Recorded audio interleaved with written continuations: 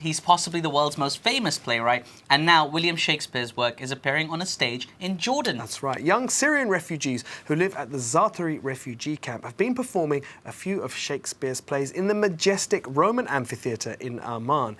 Now, Flaminia Jambalvo has this story of stage and survival.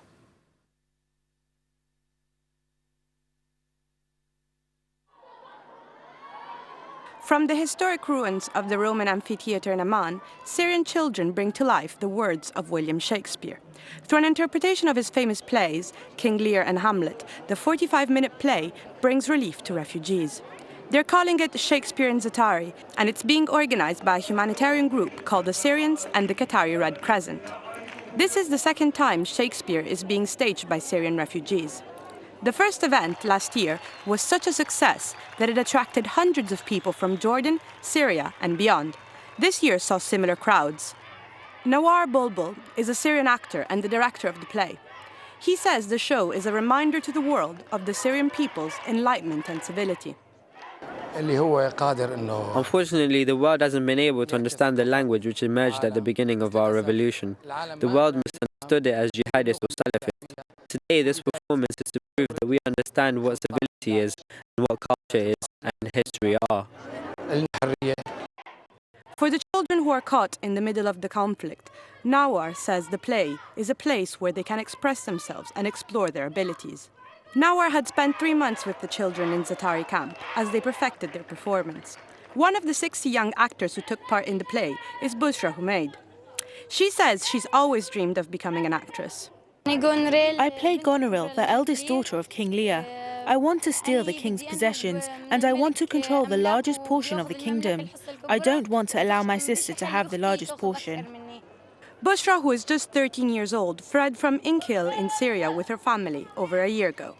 She says rehearsals for the play helped fill the long idle hours of living in a camp. Before we came to Zaatari, we worried about how we'd spend our time. But now we've adapted. We spend our time practicing for the play. We go to the various clubs, the mosques and to school. All our time is occupied, so we have very little free time. Jordan hosts at least 600,000 registered Syrian refugees, almost a quarter of over 2.5 million in the wider region.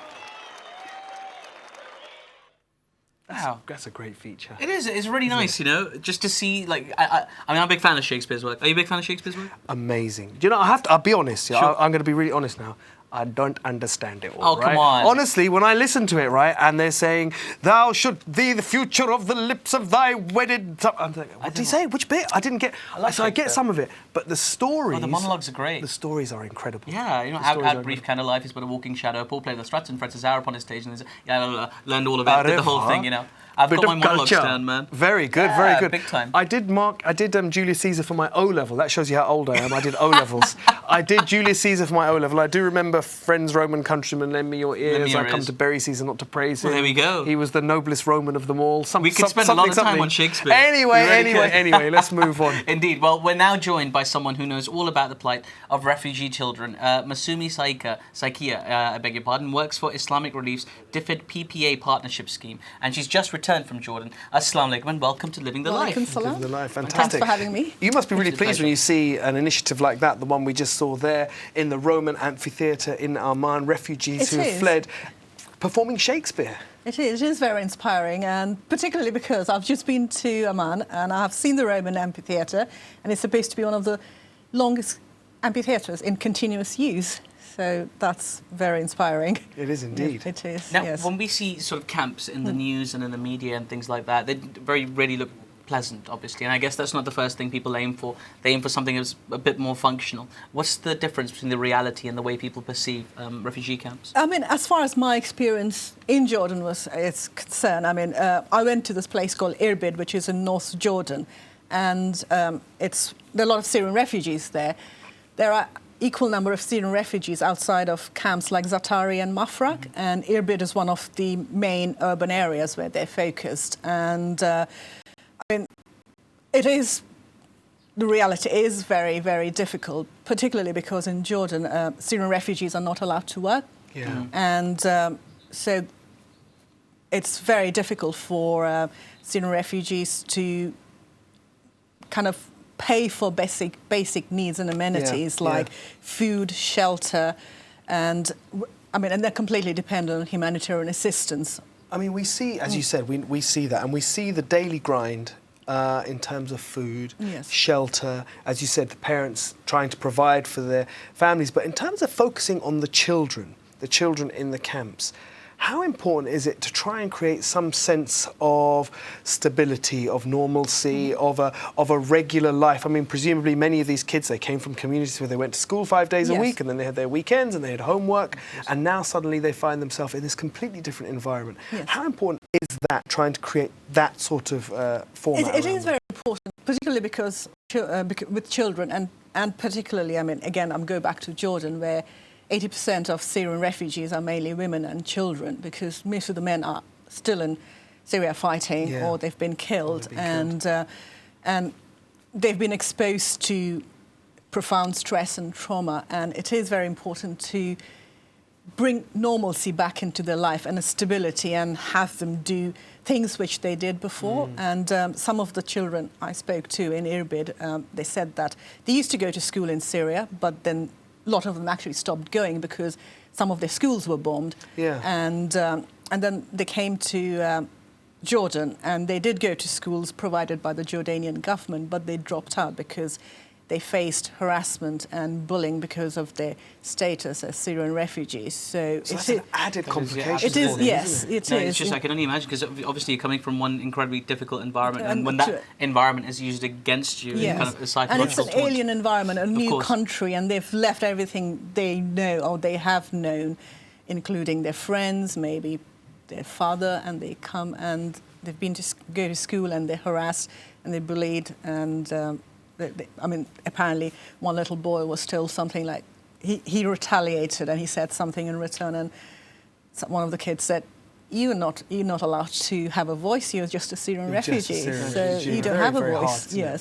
Now, in your experience speaking to the children that you spoke to, you mentioned a few times, that a lot of them went to school, some of them dropped out because of all of this harassment. I mean, what did they spend their time doing? I mean, in the refugee camps, day to day, I mean, would they be involved with the labour side of things? What would they be doing? In Irbid, it's different. I mean, it's either they go to school or they don't. So we've got this particular initiative there, which is funded by the British government, where we're helping families with, it's a conditional cash transfer project.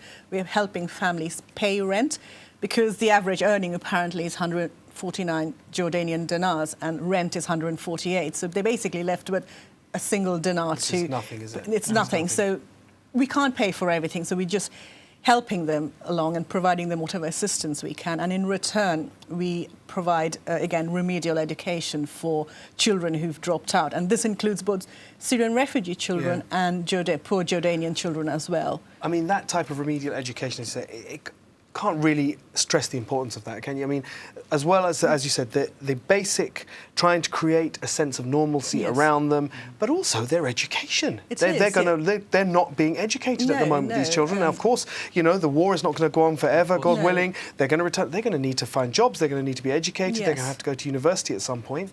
So yes, I mean, that's one of the main, what we're doing through this project is focusing on shelter and also education.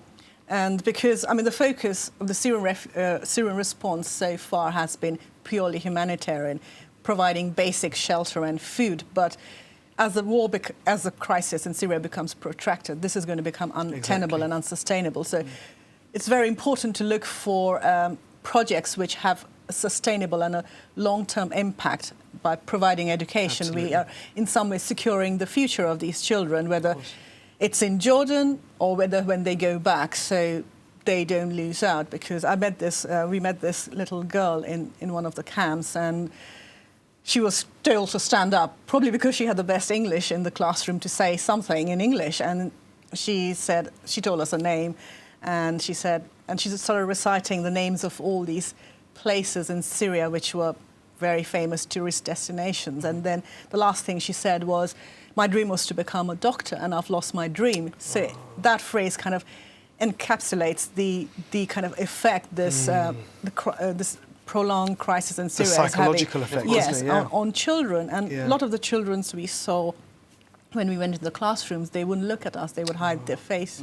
So I don't know whether it's because they're afraid of strangers or it's because of something they've experienced. I mean, That's awful, particularly war is very, very harsh, indeed. and particularly for children.